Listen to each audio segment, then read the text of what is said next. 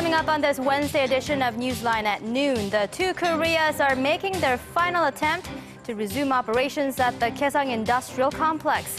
Whether North Korea agrees to the South's demands to take responsibility for the shutdown and draw up preventive measures will likely determine the success of the talks. Demonstrations have started here in Korea and abroad to raise awareness about Japan's wartime atrocities. How Tokyo chooses to mark its day of surrender tomorrow could spark fresh diplomatic tensions in Northeast Asia. Plus, for the second month in a row, the number of Koreans finding work jumps by over 300,000 in July. The monthly increase is the biggest since late last year. These stories and more on Newsline at noon.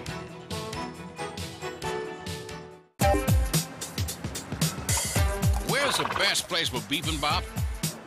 Les Jeux Olympiques d'hiver se dérouleront-ils à Pyeongchang? هل أنتم حقاً سابع أكبر مصدر في العالم؟ この歌手は誰ですか？你好，最近哪部电视剧的人气最旺？ Korea is attracting interest from around the world. The more you know, the more you want to know. Dynamic Korea.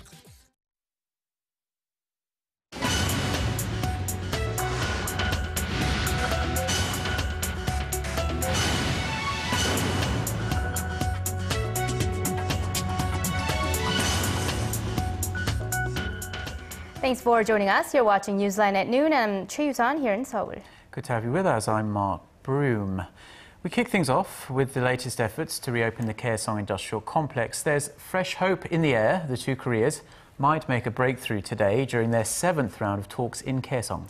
Both sides are still pretty far apart on a number of key issues, though, so the negotiators could have a long day ahead of them. Our Kim Young-gil reports. 20 days have passed since the two Koreas failed to reach an agreement at their 6th round of talks. Nearly 3 weeks later, officials from Seoul and Pyongyang are back at the table with high hopes a breakthrough could be on the cards this time around. I feel great responsibility attending today's talks. I will do my best at the meeting. The two Koreas have been unable to bridge their differences over restarting the joint industrial park.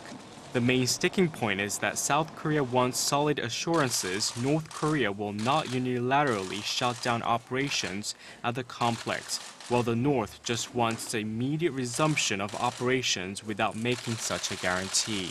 The North's proposal last week for a 7th round of talks came shortly after Seoul announced plans to pay out on insurance claims for losses South Korean companies with operations at Gaeseong have incurred. South Korean officials are a little more hopeful this time around as North Korea has showed signs to resolve the issue. But they are still approaching the negotiations cautiously. North Korea watchers speculate the start of the annual Ulji Freedom Guardian military exercise between South Korea and the U.S. next Monday could complicate negotiations if Wednesday's talks hit a snag. Kim Young-gil, Arirang News. Tomorrow, Thursday, is Korea's Liberation Day, which marks the country's independence from Japan's 35-year-long colonial rule. Liberation came during World War II when the Japanese surrendered to Allied forces on August 15, 1945. And on this Wednesday, Korea's long-standing Wednesday rally that's been held for over 20 years is now underway, as usual, outside of the Japanese embassy here in Seoul. The weekly rally is held by former military sex slave victims during the Japanese colonial rule, demanding Tokyo officially apologize for its wartime atrocities. And we connect live to our Park Ji-won, who's standing by, who is at the rally at the moment. Hello there, Ji-won.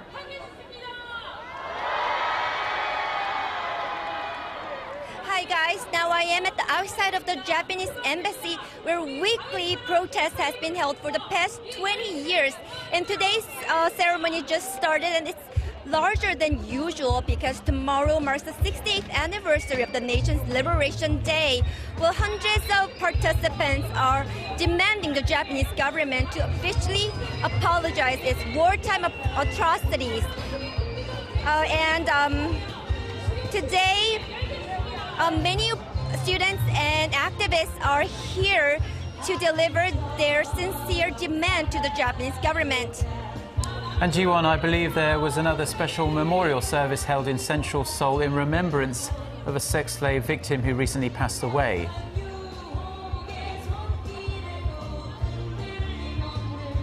Right. Earlier in the day in central Seoul, a special memorial service was dedicated to a recently deceased sexual slave who died at 87 years old.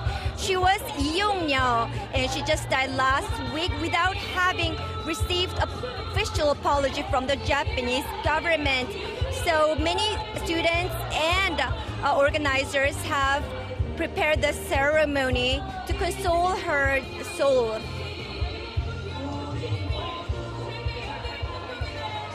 So, Ji-won, what are the activists and other participants saying there at the rally today?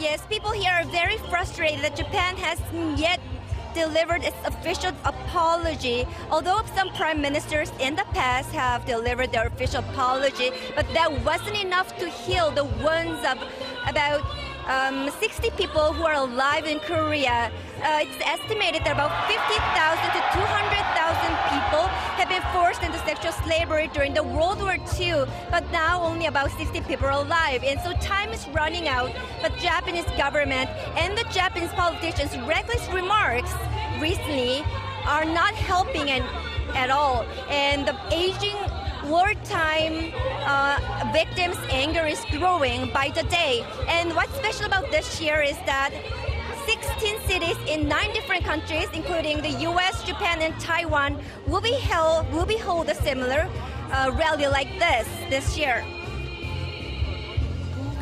Okay, thank you very much, Ji-yeon. Stay as cool as you can out there today. And that was our Park Ji-won connecting to us live from a rally outside the Japanese embassy in Seoul. Now, Korea marks the 68th anniversary of its liberation from Japanese colonial rule this week, but Korea and Japan are still very much at odds over historical issues stretching back decades. And many analysts say Japanese Prime Minister Shinzo Abe's hawkish foreign policies are only making matters worse. Our Han Daeun takes a look at the shape of Korea-Japan relations today. Relations between Korea and Japan have been in a deep chill ever since last August, when former President Lee Myung-bak paid a visit to Korea's easternmost Dokdo Islets. Lee's visit was aimed at showing Korea's sovereignty over the islets that are controlled by Korea but also long claimed by Japan. And with Tokyo's various moves to make claims to the islets, the Dokdo issue remains as a source of deep tension between the two countries. Adding to the fuel to the situation, the return of far-right nationalist Shinzo Abe as Japan's prime minister. Following the Abe cabinet's visit to the Yasukuni Shrine last April, Korea called off a bilateral foreign ministers meeting, and a Korea-Japan summit is not even close to being discussed at this point. Breaking with tradition, President Park Geun-hye visited China instead of Japan after her state visit to the U.S. earlier this year. Abe's hawkish foreign policies and his nationalistic efforts to build a stronger, combat-ready military, even at the expense of amending the constitution, are upping tensions not just with Korea but with the whole of Asia. Our cabinet will firmly protect Japanese citizens' life, assets, and defend our nation's land, sea, and air. The Korean government is cautiously sizing up Abe's nationalistic moves. Officials say they're keeping an eye on where the Abe administration is headed and monitoring the impact his policies will have. 2013 marks the 68th year of Korea's liberation from Japan, but it looks as though the two countries won't be able to shake off the remnants of Japan's colonization and start a future-oriented relationship anytime soon. Han Daeun, Arirang News. Moving on to the big debate over taxes here in the country. The government's latest revision to the tax code would mean that those with an annual income of less than $50,000 will not have to pay more taxes than what they're paying now. The ruling party has welcomed the revision, but the main opposition party says the wealthy should shoulder more of the burden. Kim Hyun-ji has more.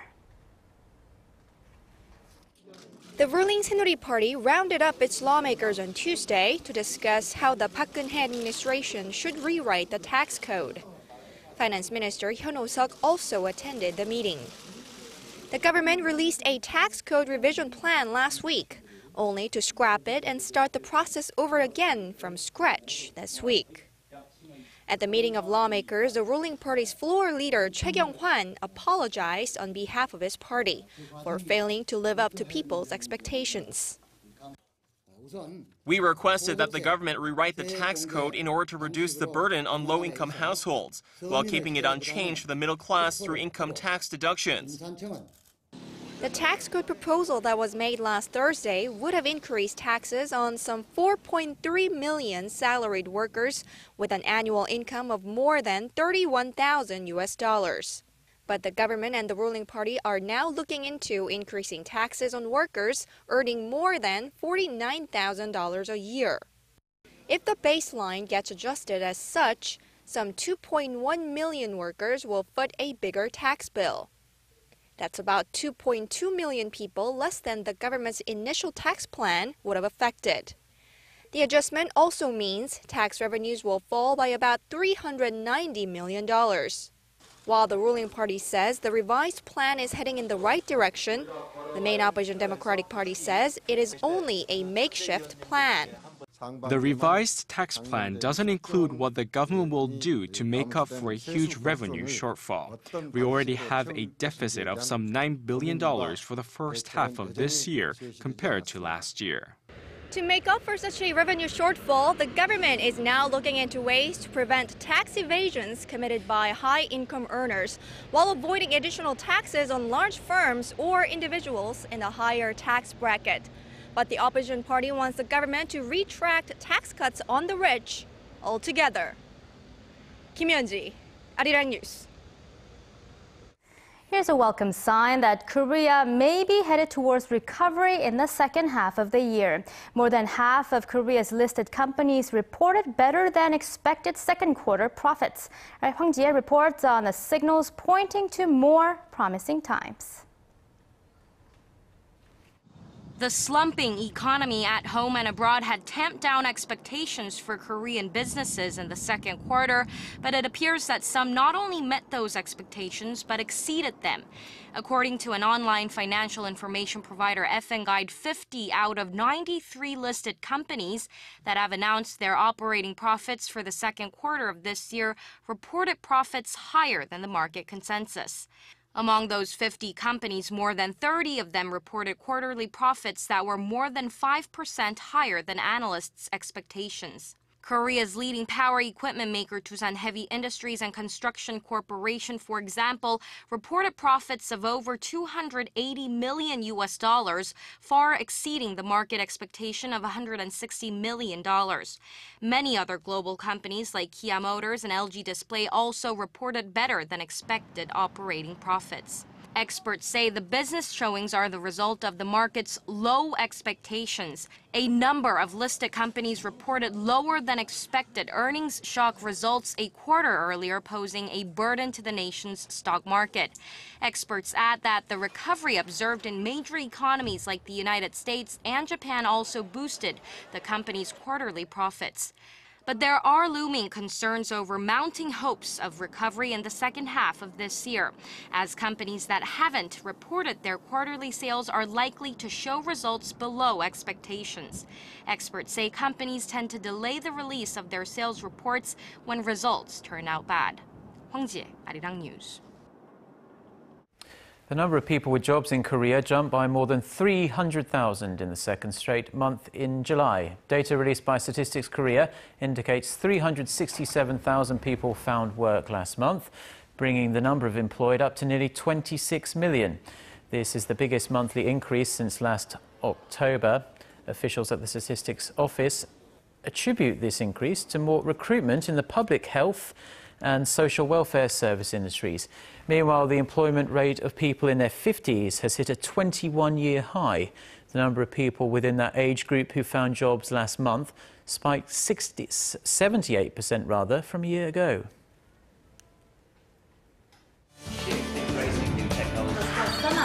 For your fill of Korean and international news. Join Chae Yu-sun and Mark Broom every weekday at lunchtime. Newsline at noon. Plenary session this Wednesday and vote on the government restructuring bills. A special parliamentary committee investigating the spy agency's alleged meddling in last year's presidential election convened a hearing today, but ran into a serious problem at the very onset. The key witnesses in the case, former National Intelligence Service Chief Won Se-hun and former Seoul Metropolitan Police Chief Kim Yong-pan, failed to show up. Opposition lawmakers sitting on the committee are demanding a warrant to bring Won and Kim to the National Assembly this Friday, but ruling party lawmakers disagree. Won was indicted on charges of ordering his agents to post negative online comments about the opposition presidential candidate before the December 19th election. Kim stands accused of whitewashing a police probe into the scandal. A group of experts from the UN has begun investigating a North Korean vessel held in Panama for carrying undeclared arms as it tried to cross the Panama Canal from Cuba. The 6-member UN team will examine the ships and weapons and will also interview the crew members over the course of their roughly 1-week investigation. A Russian news agency reports the experts are expected to submit a report to the Security Council Sanctions Committee by the end of this month on whether Pyongyang violated UN resolutions. A number of Security Council sanctions ban North Korea from trading arms. The Panamanian government seized a North Korean ship named Cheongcheongang on July 15th after receiving intelligence reports it was carrying drugs. Israel has begun the release of 26 Palestinian prisoners ahead of peace talks set for Wednesday in Jerusalem. The 26 inmates are the first of the 104 Israel has promised to free as part of a deal secured 2 weeks ago in Washington. The release was part of an agreement brokered by U.S. Secretary of State John Kerry. Meanwhile, Israel also approved 900 new Jewish housing units in East Jerusalem, in addition to over 1,000 settlements approved on Sunday. Palestinian officials say the settlement issue threatens the peace talks, as the homes will be built on land they would expect to keep as part of any future deal on territory. Higher airfares, higher fees and fewer choices. These are the reasons the U.S. Justice Department has given for its decision to block the merger of American Airlines and U.S. Airways. Filing the suit in federal court in Washington Tuesday, the Justice Department and attorney generals from 6 states and the District of Columbia said the merger threatened to substantially harm consumers. The $11 billion merger, which would form the world's largest airline, was backed by a federal judge in March and has been approved by the European Union. The airlines have vowed to fight the injunction, which they say is wrong. Samsung could be in hot water in Brazil, as prosecutors there have filed legal action against the Korean firm for allegedly violating labor laws at its factory in the Amazon region. Prosecutors in the northern city of Manaus accuse Samsung of making its employees work up to 15 hours a day without sufficient breaks, causing some of the workers back pain and cramps. The prosecutor's office is claiming almost $110 million in damages against the Korean tech giant. Samsung says it will launch its own investigation into the claims and fully cooperate with the Brazilian authorities. Korea and Vietnam celebrated 20 years of diplomatic relations last year, and economic and cultural exchanges are on the up and up. The Japanese government is also keen to learn the Korean way of governance and development, sending top officials to Korea for training. Song Ju-son had a chance to follow them on part of their journey. Korea's multifunctional administrative city of Sejong which is scheduled to be the home to most government ministries and agencies by next year, is a landmark project designed to spread out the population and growth that is mostly concentrated in the metropolitan Seoul area. Here at Korea's newly built administrative city, top officials from Vietnam learned how Korea turned a rural city into governmental hub for balanced growth within the country. These officials, here for 2 weeks of training, are on a national tour to learn from Korea's industrial and economic growth. This is the step 1 of a 3-year training program agreed upon by Seoul and Hanoi. We were always interested in Korea's remarkable economic growth and development. And here we noticed that such achievements were made possible by very detailed government-led actions and policies. Vietnam is Korea's 6th biggest export partner, and Korea's trade volume with Vietnam exceeded $20 billion last year, while at the same time exceeding $10 billion in trade surplus. The officials also paid a visit to Federation of Korean Industries to meet with South Korean businessmen, as well as Korea's Haemal-Undong headquarters to get tips on modernizing Vietnam's mostly rural and agricultural villages. We pass on our experience overcoming the Asian financial crisis and also share our vision for the future. Vietnam is also interested in Korea's advanced technologies such as e-governance. The two-way program continues back in Hanoi, with Korean officials dispatched to train their counterparts on site. 송지선, Arirang News, 세종.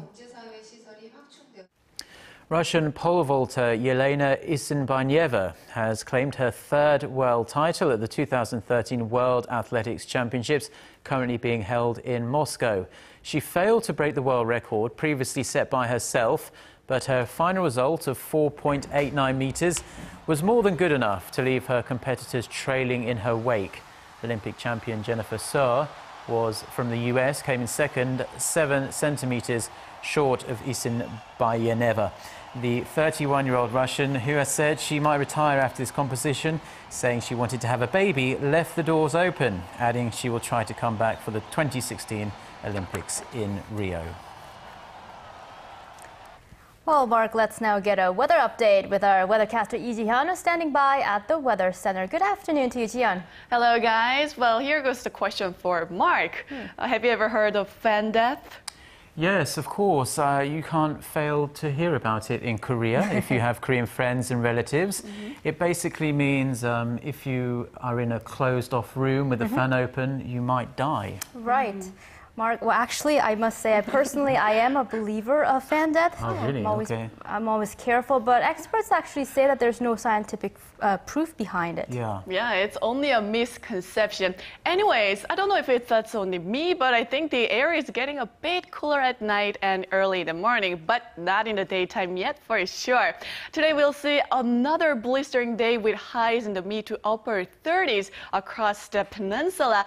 So heat wave warning and advisory are still in effect in most parts of the country as sweltering heat persists, and it feels like it's a lot hotter than the extra numbers because of the intense sunlight that we are having. The UV index indicates numbers with at the level of very high across the peninsula. So we gotta be really careful from the sun exposure. Make sure to wear sunglasses and apply a good amount of sunscreens before you're heading out. Now, tomorrow is a Liberation Day here in Korea, also one of the national holidays. So if you plan to be outdoors, watch out for the heat since it looks like the unpleasant hot weather will continue tomorrow as well.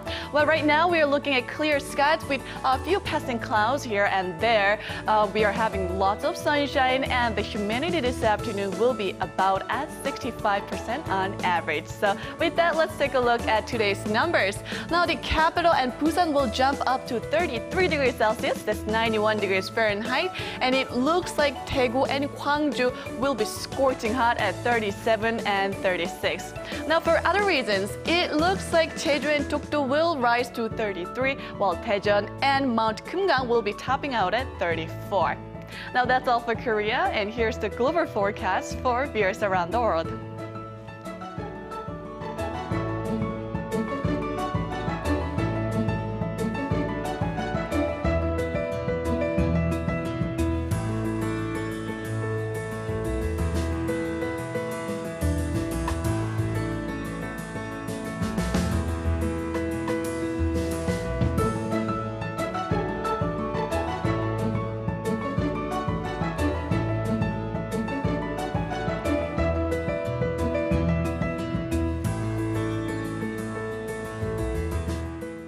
that's all for me today. Make sure to stay safe and hydrated. Have a wonderful rest of the day, and back to you guys in the studio.